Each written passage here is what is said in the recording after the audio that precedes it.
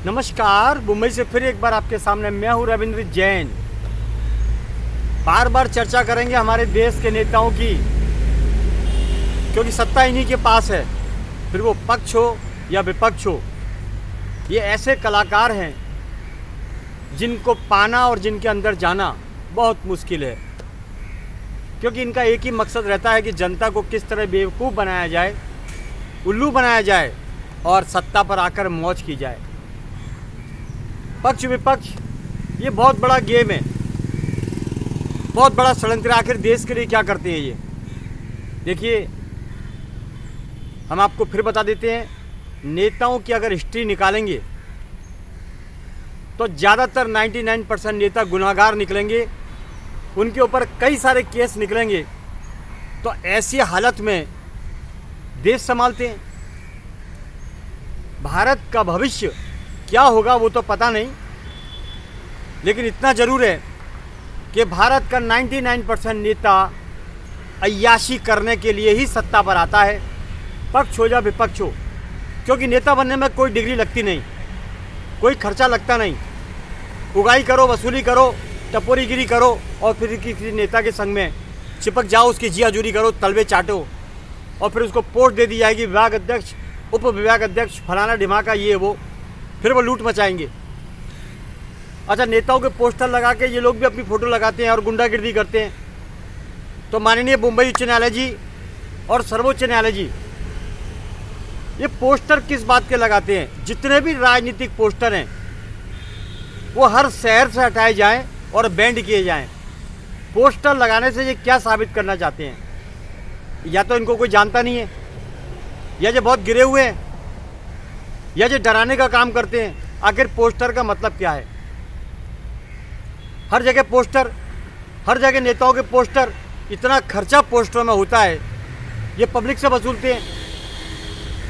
ये गंदी राजनीति बंद होनी चाहिए माननीय, क्या वो बम्बई महाराष्ट्र की हो या हिंदुस्तान की हो।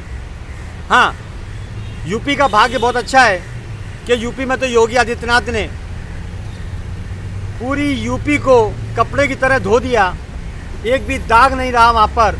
छोटा मोटा है उसको भी साफ कर देंगे मिस्टर योगी आदित्यनाथ। तो सल्यूट है ऐसी योगी आदित्यनाथ को। ये पेपर वाले, न्यूज़पेपर वाले ज़्यादातर ऐसी अच्छी खबरें नहीं छापते हैं। जो खबरें छापने की है वो छापते नहीं हैं, और जो नहीं छापने की है वो छाप देते हैं। मतलब लफंगे नेताओं की, जिन नेताओं का रिकॉर्ड ख़राब है उनकी जियाजूरी छाप देंगे, चमचागिरी छाप देंगे, क्योंकि माल मिलता है। तो ये एक विषय बड़ा खतरनाक है। कभी भरोसा हुआ करता था न्यूज़पेपरों के ऊपर ज़्यादातर कि अगर कोई खबर न्यूज़पेपर में छप गई तो उस पर एक्शन होना ही है, लेकिन आज एक्शन नहीं होता है। किसी भी पेपर में कोई भी खबर छपने दो, कोई एक्शन नहीं होगा, बल्कि उल्टा रिएक्शन होगा। तो ऐसी हालत हो गई है।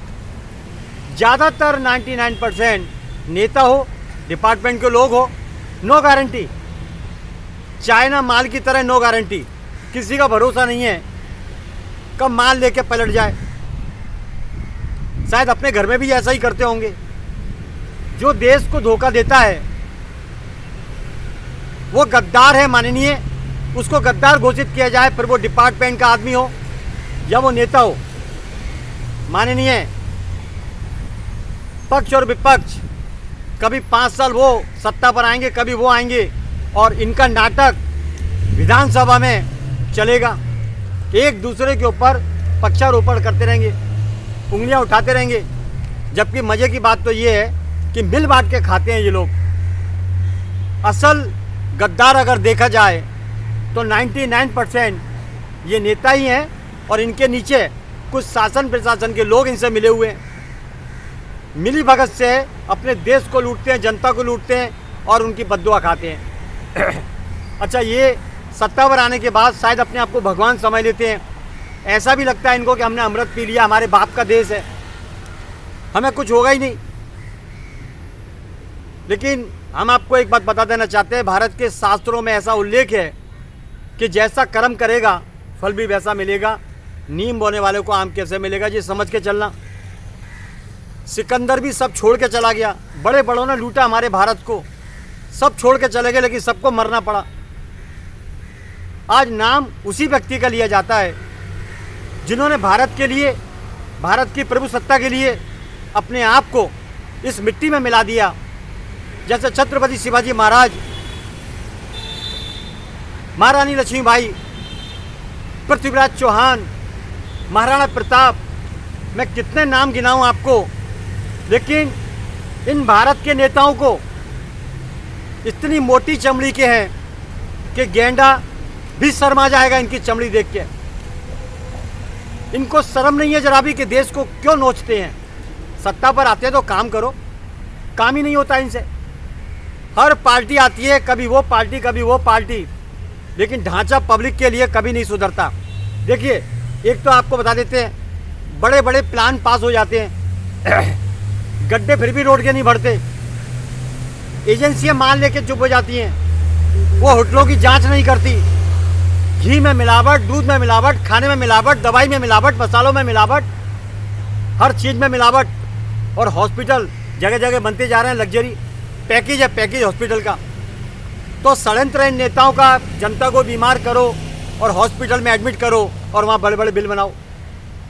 माननीय, ये बड़ा दुर्भाग्य हमारे देश का कि इस भारत में दुनिया के सबसे ज़्यादा देवी देवताओं को पूजा जाता है, सबसे ज़्यादा पूजनीय नदियाँ हैं, सबसे ज़्यादा मंदिर हैं, फिर भी भारत की दशा ऐसी है कि आम आदमी की ज़िंदगी में ना तो सुकून है, ना शांति है, ना 2 वक्त की रोटी ढंग से खा सकता है।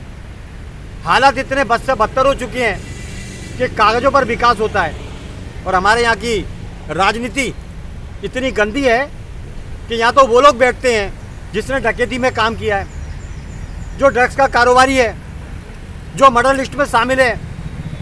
ऐसे ऐसे सत्ता पे बैठे हैं, ये नेता बनते हैं और इनके नीचे बड़े बड़े अधिकारी काम करते हैं।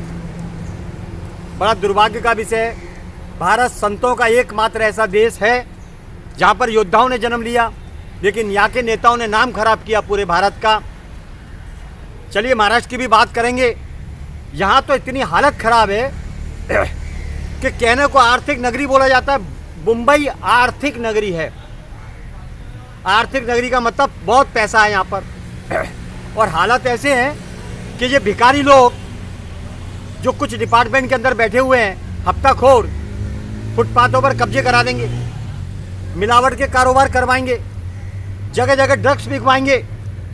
अच्छा, एजेंसियों को पता है, लेकिन सबको माल मिलता है। क्या मालूम, जो छत्रपति शिवाजी महाराज का ये प्रांत दुनिया में नाम और दुनिया में डंका बजता है, इस प्रांत का सबसे ज़्यादा गंदगी, सबसे ज़्यादा वसूली, सबसे ज़्यादा ड्रग्स के धंधे, सबसे ज़्यादा मिलावट के धंधे, सबसे ज़्यादा वसूली के धंधे यहाँ पर क्यों किए जाते हैं? इसका मतलब ये हुआ कि छत्रपति शिवाजी महाराज एक योद्धा थे, लेकिन ये छत्रपति शिवाजी महाराज को शर्मिंदा करने वाले लोग हैं जो हर जगह खाने का काम करते हैं, वसूली का काम करते हैं, उनके नाम को, उनके सम्मान को ठेस पहुंचाने का काम करते हैं। असली तो वो होता है जो इस बंबई को ड्रग्स मुक्त करे, मिलावट मुक्त करे, करप्शन मुक्त करे, स्वच्छता का नंबर 1 अवार्ड मिले।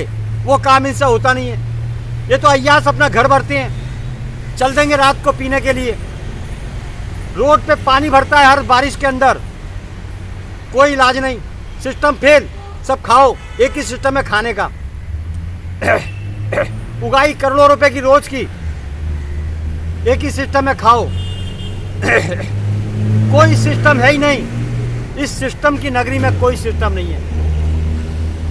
मेरी विनती है, मुंबई उच्च न्यायालय जी, नेता तो सुनने वाले हैं नहीं और योगी जैसा दमदार नेता कोई है नहीं, इसीलिए आप मुंबई को बचाइए, भारत को बचाइए, सिस्टम बनाइए, इनके ऊपर हंटर चलाइए। ये इतनी गुंडागिर्दी करते हैं कि इनसे अगर कुछ सवाल किए जाएं तो दादागिरी करते हैं। यहाँ का नेता ज़्यादातर कायर है, वो बोलने वालों को फंसाते हैं। उनकी पोल खुली तो वो फंसा देते हैं, पुलिस से लगवा देंगे काम पर।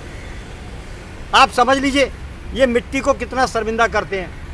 ये तो गद्दार करते थे, ये मुगल करते थे, ये अंग्रेज करते थे ऐसा काम, खोटा काम, जो अपने देश के लिए बात करने वाले को फंसा देते, मार देते। लेकिन आज के ये नेता भी यही करते हैं। कुछ नेता ऐसे हैं जो वसूलीबाज हैं, सच बोलने वाले को फंसा देते हैं। कहाँ लेके जाओगे इतना कमा के पैसा? आपने अमृत नहीं पिया है, आपको सब यहीं छोड़ के जाना है। लेकिन आदमी आपको, हर इंसान बाद में बहुत गालियां देने वाला है, तो नरक में जगह मिलेगी, ये समझ के चलिए। इसीलिए आप दुआ का काम करें, अच्छा काम करें, नेक काम करें। भगवान ने आपको सत्ता दिया है, पुण्य के कारण सत्ता मिले, उसका सही प्रयोग करें। सत्ता पर आने के बाद ये देश आपके बाप की जागीर नहीं हो जाता है। ये भ्रम उतार दीजिए, अपने दिमाग से उतार दीजिए कि आप देश के, आपने देश खरीद लिया। मनमानी करेंगे, मनमानी मत करिए, ऊपर वाले से डरिए। अगर आपके घर में औलादें हैं तो आप नहीं देख पाएंगे उनका क्या हाल होगा, क्योंकि आपका कर्ज उन्हें चुकाना पड़ेगा। जिन जिन लोगों ने, आपने जिस तरह जनता को परेशान किया, कोरोना में मोहताज किया, सब जानती है पब्लिक। इस भारत को बेवकूफ़ बनाया गया, कोरोना नाम की कोई व्यवस्था थी नहीं, भारत को लूटा गया। WHO की गुलामी करके, WHO के तलवे चाट के हमारे भारत को, भारत के लोगों को परेशान किया, उन्हें मोहताज किया। कोरोना का नाम लेकर लूटा गया, उन्हें इंजेक्शन ठोके गए। तो भारत में तकनीक नहीं है हमारे पास, जो WHO के कहने पे हम काम करते हैं। शर्म आती है ऐसे नेताओं के ऊपर। मैं आपको जनता, भारत की जनता से कहना चाहता हूँ, पक्ष विपक्ष ये दोनों मिले हुए हैं, आप इनके चक्कर में ना पड़े। बहुत कम नेता ऐसे हैं जो अपने दम पर काम करते हैं, जैसे योगी आदित्यनाथ। बाकी सब नेता मिले हुए हैं, किसी को भारत की पड़ी नहीं है। आए दिन ट्रेन दुर्घटनाएं होती हैं, आए दिन लोग मिलावट के खाने से मरते हैं, अवैध दवाइयां बनती हैं, एजेंसियां गोटियां खेलती हैं। इन्हें भारत से नहीं पड़ी है, इनके अंदर भारत का खून होगा तो भारत को बचाने का काम करेंगे, वरना ये दलाली करेंगे देश के। बस इतना ही काफ़ी है। माननीय मुंबई उच्च न्यायालय जी, विनती करता हूँ आपसे, मुंबई की व्यवस्था को आप संभालिए और हंटर चलाइए कानून व्यवस्था पर, नेताओं के ऊपर, कि मुंबई को व्यवस्थित करिए, ये आपकी जिम्मेदारी है। चलिए इतना ही काफ़ी है। मैं हूँ मुंबई से रविंद्र जैन, देश और जनता के हित में सदैव तत्पर बात करने वाला। जय हिंद।